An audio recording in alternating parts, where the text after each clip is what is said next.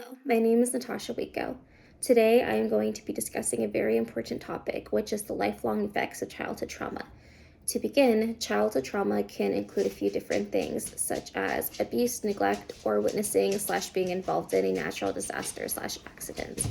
While some of these incidents may be completely uncontrollable, a majority of the trauma that a child faces is avoidable. My thesis paper discusses the lifelong effects of childhood trauma and reviews many dreadful outcomes in later adolescent years. Many unfortunate occasions can arise from childhood trauma, such as mental health or personality disorders, abuse or addiction to substances and/or alcohol, or even the possibility of increasing in criminal behavioral outcomes. A few of the mental health or personality disorders that can arise from childhood trauma include depression, anxiety, dissociative identity disorder, bipolar disorder, or personality disorder.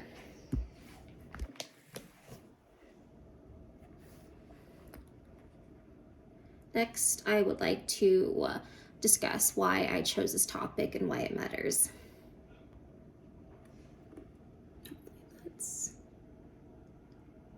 Okay, enough. There we go. Why does this matter? For me, it's reflecting on personal experience. Many children face childhood trauma, and it can create lifelong effects and struggles, as I mentioned in this introduction. My thesis topic was personal for me. Growing up in a household filled with abuse made me grow curious about how many children also face that hardship. The topic greatly matters as people grew up in abusive homes, even if it did not necessarily realize with them or fully comprehend the situation. And those who may ultimately shrug it off because they felt that they had to could ultimately grow up to pass their traumas to their own child or children, even if it was unintentional. I feel that it's important to emphasize the lifelong effects of childhood abuse and devastating outcomes that follow. My topic of the effects of lifelong childhood abuse needs to be discussed more than it is, without it being shut down and dismissed by older generations that don't want to admit that they may have caused their children harm. Like I mentioned above, a lot of the effects that could arise from childhood trauma include the development of the mental health disorders, personality disorders, addiction to alcohol, addiction to substances. It can even increase your likelihood of being involved in criminal behavior or going to jail. Next, I would like to discuss the most interesting thing that I learned and why it was interesting for me.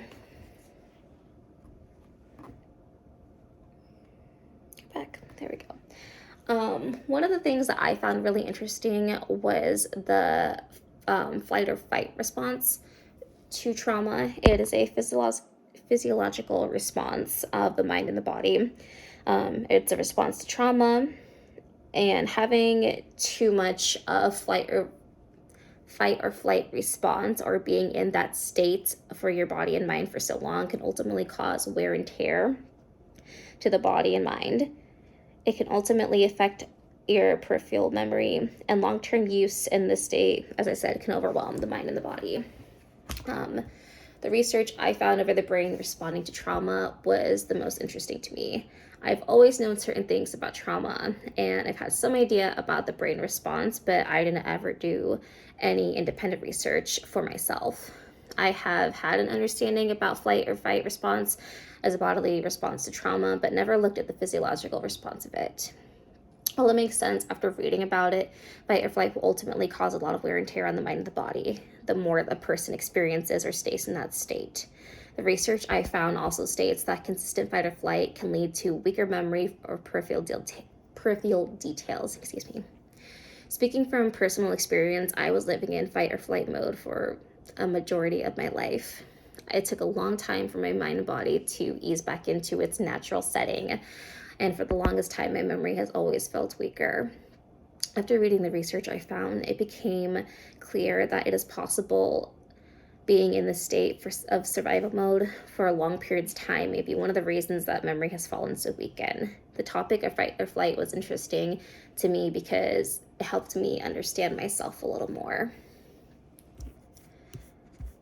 Next, I would like to talk about the most surprising thing I learned and why it was surprising to me. Um, I think that the surprising thing that I learned while doing my thesis paper and research was that all the things that are listed to be considered childhood trauma. The first areas of trauma that came to mind were the most sadly obvious areas of trauma, such as physical, emotional, mental, and sexual abuse. My brain had completely neglected how natural disasters can cause a lasting effect for a child. And I started thinking maybe I didn't comprehend or recognize natural disasters as being an obvious trauma because I've never had experienced it myself, and I've never had someone tell me a story involving a natural disaster or natural trauma and how it affected them long term. The more I thought about it, the more it became clear how natural disaster could easily affect a person for a very long time. Sorry, I forgot my presentation part. Just listing the different types of natural disaster or different types of trauma: natural disaster, parental divorce, physical / abuse / trauma, mental abuse / trauma, emotional abuse / trauma, and sexual abuse / trauma. A natural disaster can be a tornado, a tsunami, car crash, plane crash, and so many other events. Having a negative experience with a tornado may cause your family to leave the state with the possibilities of never returning to a state that could ultimately experience a tornado. Having a negative experience with a tsunami could cause a lifelong fear of bodies of water. Being in a severe car crash could cause you from ever getting behind the wheel again. Being involved in a plane crash could easily keep you off a plane for the rest of your life. All these things were things that I really did not consider to affect a person for a long time, but after doing more research on it, it became more obvious to me why they would consider it a lifelong trauma. After another concept that I didn't take into consideration to be a lifelong trauma is parental divorce. It seems that there are so many parents that get divorced that the idea of it being traumatic for a child almost seemed minute. When you pause to think about it, it absolutely is something that would affect a child or children for a very long time. My parents divorced when I was 2 years old, and we never saw my father again. This caused me to have tremendous trust issues when it came to relationships that I was involved in. And it took me a very long time to be able to trust a partner. And there was once upon a time when I really thought that I would never be involved with somebody long term, and I have overcome it, and now I am.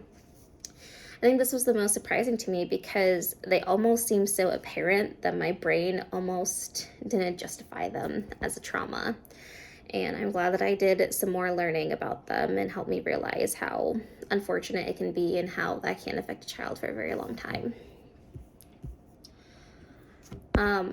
The next part I would like to discuss is what questions about your topic still remain unanswered. Pretty fair and pretty simple is, how do we stop this, and what can we do to prevent childhood trauma or catch it quick enough to prevent lifelong damage? The one thing that I wish I could get a solid answer to is, how do we stop this? It's clear that we cannot simply say, don't abuse children, because that obviously won't do anything. So the question remains, how do we stop this? It is human nature to get frustrated with your child, but what in the brain tells you to physically put hands on your child? What in the brain tells you to bring harm to your own child? Since it is not only parents that can abuse children, what makes it doable to put hands on a child that isn't yours? Why do people hurt children at all? When I decided to officially go into psychology, I dreamt about coming up with a scan or a test in order to see different mental illnesses in the brain and finding ways to stop them before the person could grow into it. for example, scanning the brain for schizophrenia and finding a way to treat it before symptoms become apparent, or possibly even deactivating the illness in the brain altogether. I want to destroy the part of the brain that controls our impulses and aggression that justifies harming a child. And obviously, as I've mentioned in my introduction, there are some times where a childhood trauma will be unavoidable, like a natural disaster. Those are things that we can't control, but there's so much that we can control when it comes to how we treat children, not abusing them, not neglecting them. And it seems so simple that it seems ridiculous to have to say it out loud or even hear myself say it out loud, but it's just finding ways to prevent it. Or should a childhood trauma occur, how can we intervene to maybe prevent extreme childhood, a lot of the trauma effects? How can we get the parent and the child to kind of get together and do counseling? Or how can we get counseling resources for a child who may have been physically or sexually abused? How can we help them essentially so that maybe they won't grow up to abuse drugs and alcohols as coping methods, or where they won't get involved in criminal behavior, and so on. To conclude, I found a video on YouTube that I wanted to share that I thought was very good at explaining some of the childhood trauma in the brain, and just doing a better job at explaining it than maybe I could.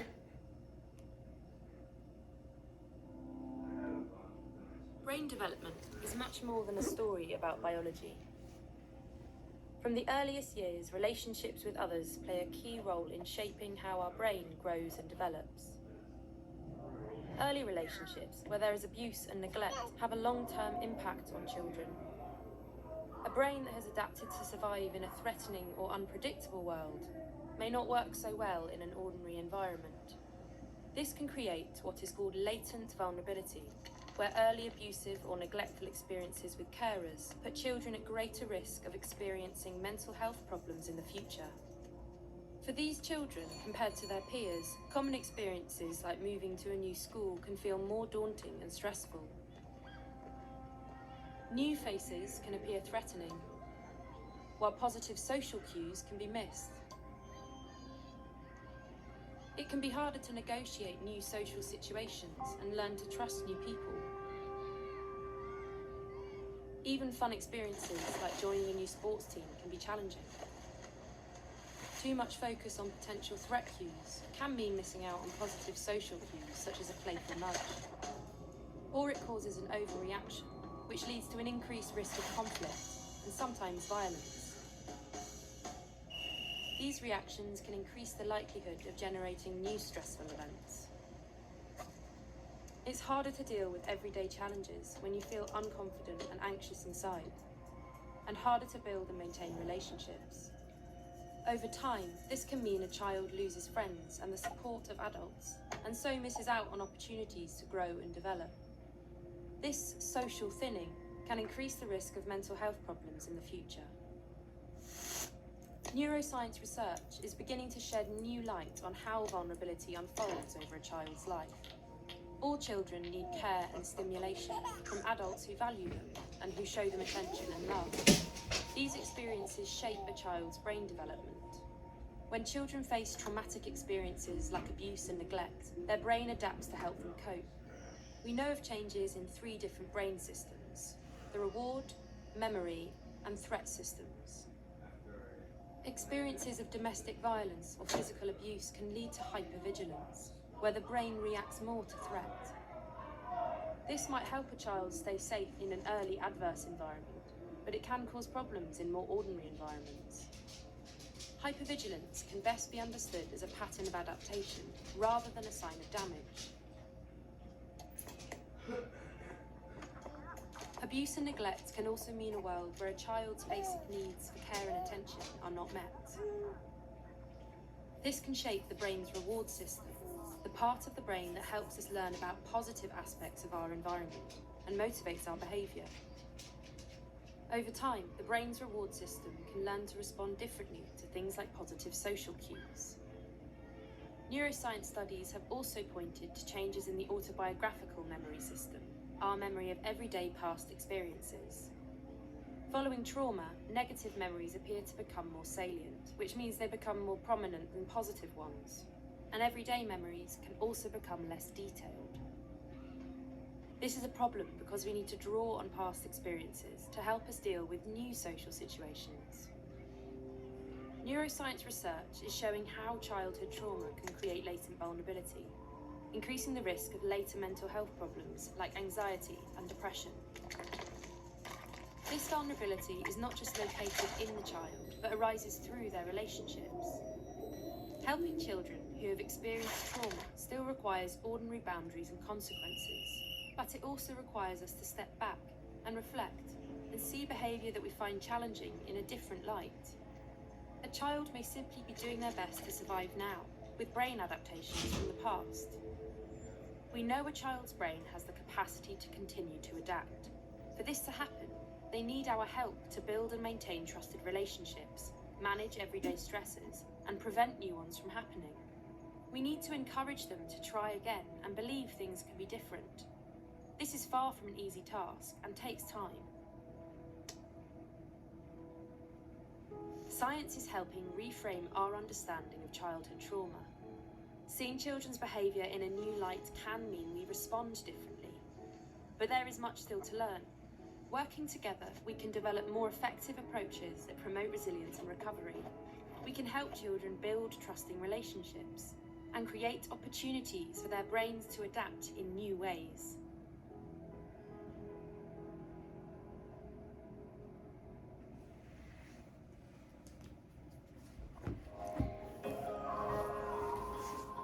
Oops. I just thought that that was a very good video to explain a little bit more about trauma in the brain. And with that, I conclude my thesis discussion. I enjoy doing this thesis very much. It really helped me learn about some of the things that I went through growing up, and the abusive childhood that I had in the household that I lived in. It was a great learning experience, and I'm glad that I did this thesis topic to expand my knowledge on the effects of lifelong childhood abuse and trauma.